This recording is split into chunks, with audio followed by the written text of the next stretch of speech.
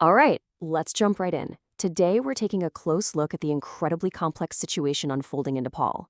It's a nation at a real turning point, and believe me, things are changing fast, but maybe not in the way you'd expect. This one line, it really gets to the absolute core of what's happening. You see, even though there have been some what you'd think are positive changes, the overwhelming feeling on the ground is one of crisis. So let's try and figure out what that means. So let's start with the big picture, the overall vibe in the country.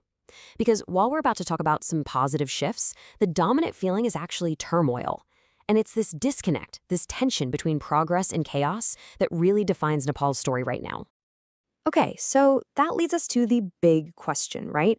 What is actually going on here? To figure this puzzle out, we have to look at two key pieces of the story, two major political changes that, on the surface, should be making things better, not worse. First up, we've got a huge shift, right at the very top. In a country that's seen its fair share of political instability, a change in leadership is always a massive deal.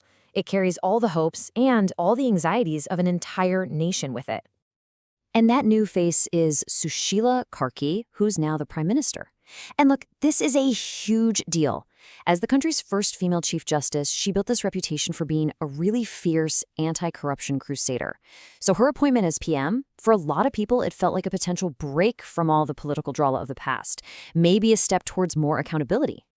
Okay, so that's the leadership. Now let's talk about the second big change. And this one's something that affects pretty much everyone every single day and how they make their voices heard. We're talking about a move towards much greater openness. So the previous government had put this pretty tight lid on social media, citing concerns about security and all that. And now that ban is gone, just lifted, which on paper sounds fantastic, right?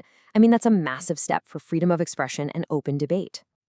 Okay, so let's put the pieces together. You've got a new leader, and you've got new freedoms. Logically, everything should be calming down, right? Well, nope. This is where the story gets really, really interesting and complicated.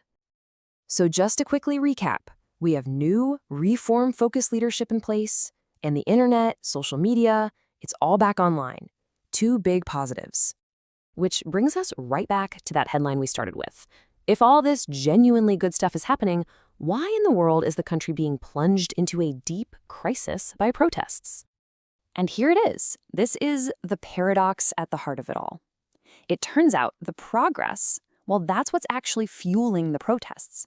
Lifting the social media ban didn't suddenly create frustration over things like unemployment or corruption. That was already there.